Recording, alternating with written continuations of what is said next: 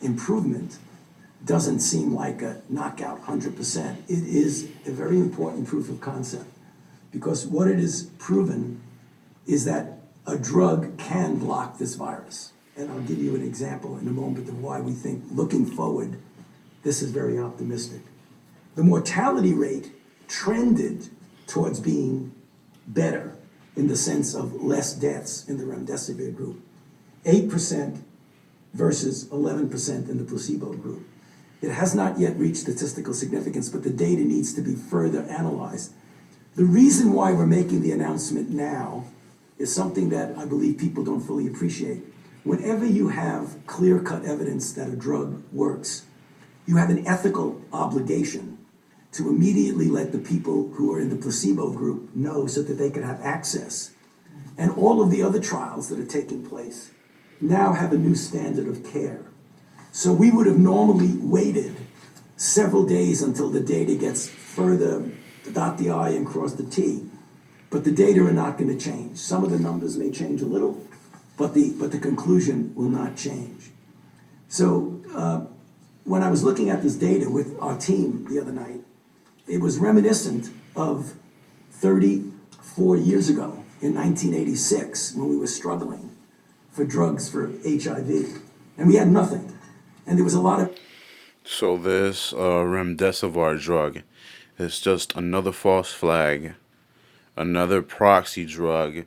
It's a front for more vaccines and more ventilators. And the reason that they engage in these placebos and giant clinical trials, it's so that they can see it's not to help people, it's not to cure people, it's to fool people. And you can see, oh no, we've instead of 15 days, it'll bring down the whatever it is, the cure down to 11 days. So we sure know that's a whole bunch of bullshit. So it's just like you're growing up and you have those friends and you're in a circle of friends and you're hanging out with a whole bunch of people and you think that this person is your friend, and you're young, so you don't know a lot of shit, and this is Trump.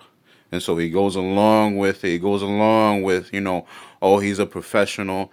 He's just trying to help me, even though he is a deep state and Trump knows he's deep state, but he still keeps that hope inside. They don't want to see you with that hope. They want to crush it. So all this bullshit talking about all these clinical trials and how they're going to come up with a cure is just a whole bunch of bullshit. They have drugs already. It's called hydroxychloroquine, azithromycin, and these drugs have been around for the past 70 years. So it's a whole sacrament. They want to rub it in your face. They want to see you without hope. They want to see you like in this realm of reality that, oh no, you're never gonna be back to that. This drug is gonna take a really long time. We're gonna do this. It's him, really like just, and it's bad for him because he shits on himself and he shits on his title. He shits on his name. But in the hopes of this plan, of this depopulation plan, he's just is, oh God, he loves it.